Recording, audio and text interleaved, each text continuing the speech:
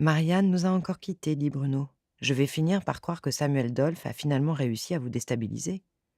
Marianne répondit d'un sourire et d'une pression sur la petite main de Gaël. Mais sur le fond, elle devait reconnaître que Valmer n'avait pas tort. Muriel était exaspérée, presque autant par les Dolph que par son ravisseur, car si les Dolph n'existaient pas, il ne l'aurait pas enlevé. Elle était otage, malgré elle, d'une guerre souterraine, dont elle ne comprenait ni les tenants ni les aboutissants. La recherchait-on? Connaissant sa famille par alliance, elle doutait même que la police eût été avertie. Et les liens distendus qu'elle entretenait avec sa famille originelle ne lui permettaient pas d'espérer que sa sœur aînée ou sa tante s'inquiète avant un long moment. D'ici là, elle aurait le temps de crever 1000 fois. Et qu'avait fait son ravisseur de ses premières révélations? Si elles étaient venues à la connaissance des Dolph, il devait fulminer, et s'imaginer que c'était de sa propre initiative qu'elle avait décidé de les dénoncer. Depuis, elle avait noirci d'autres pages à partir d'un mélange de souvenirs, de semi-confidences de Philippe et de vantardises de Samuel. Son geôlier était revenu une fois et avait soigneusement lu les feuillets remplis avant de les emporter. Il n'avait pas fait de commentaires, mais 2 heures plus tard, elle avait droit à un vrai matelas chaud, ainsi qu'à une couette et un oreiller de plume, preuve de sa satisfaction. Au goût, elle avait reconnu le poulet aux herbes d'un traiteur qu'elle connaissait. Son ravisseur s'approvisionnait en ville. Elle ne pouvait se trouver très loin de chez elle. D'une certaine façon, c'était rassurant, mais c'était aussi terriblement frustrant et exaspérant. Malgré ses petites faveurs, ses tentatives de conversation s'étaient heurtées au silence, et il lui avait laissé sa chaîne aux pieds. La première nuit, c'était un cauchemar, quand elle se retournait et que ses pieds s'en mêlaient dans les maillons d'acier. À chaque fois, elle se réveillait en sursaut. Elle avait perdu la notion du temps. La seule chronicité qui lui restait venait de ses besoins. Sommeil, faim. Pourtant, il lui semblait que son ravisseur ne devait pas tarder à revenir.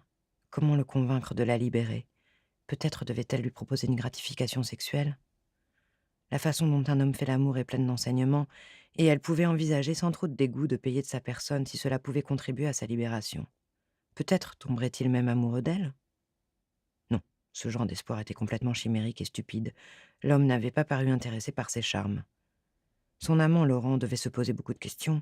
Il était con, mais il était quand même flic. Est-ce que les Dolph l'avaient mis au courant? Est-ce que les Dolph savaient qu'il était son amant le plus récent? Tant de questions. Elle avait l'impression de puer, mais ce n'était sans doute qu'une illusion. Elle bougeait à peine, ne transpirait pas, et les lingettes qu'il lui avait données lui avaient suffi jusqu'à présent pour se nettoyer les aisselles et les parties intimes. Elle n'avait donc aucune envie pour le moment de se dénuder et d'utiliser le robinet d'eau froide et le savon noir. Son ravisseur ne lui avait pas laissé le temps d'utiliser un ovule pour sa mycose, et elle n'avait plus de pharmacie à sa disposition. Une torture de plus, à moins qu'elle ose lui en parler. Elle était devenue experte dans le maniement de la lampe à pétrole, même si elle détestait son odeur, et l'utilisait le moins possible.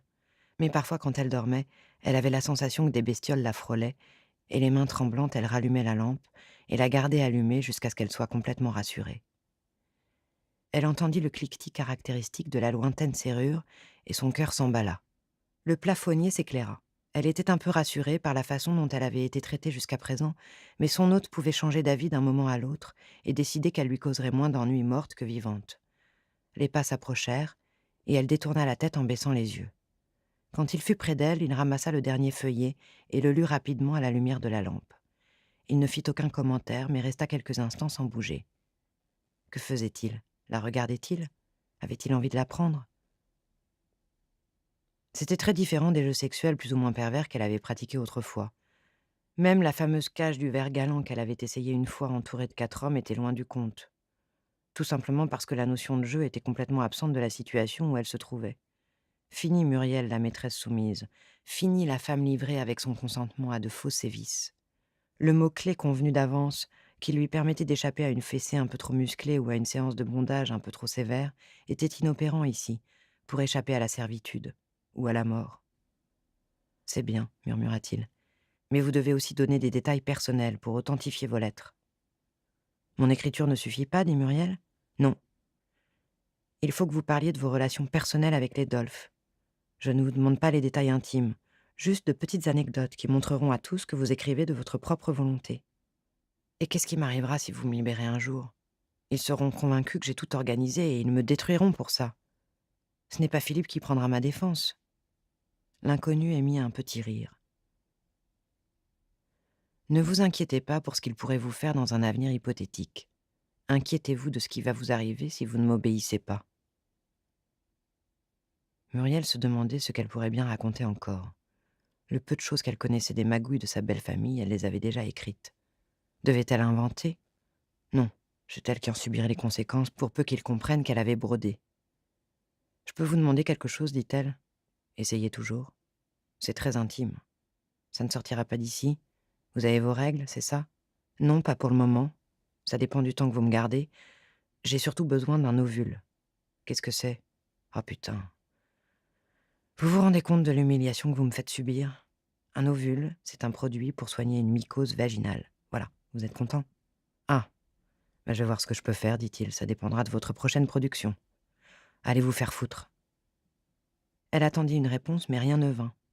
Elle attendit encore, mais seul le silence régnait dans la cave. Soudain, elle se tourna vers là où il avait dû se trouver et ne vit qu'un espace vide. Quelques secondes plus tard, le plafonnier s'éteignit. Espèce de salaud, songea Muriel. C'est facile de s'attaquer à une femme.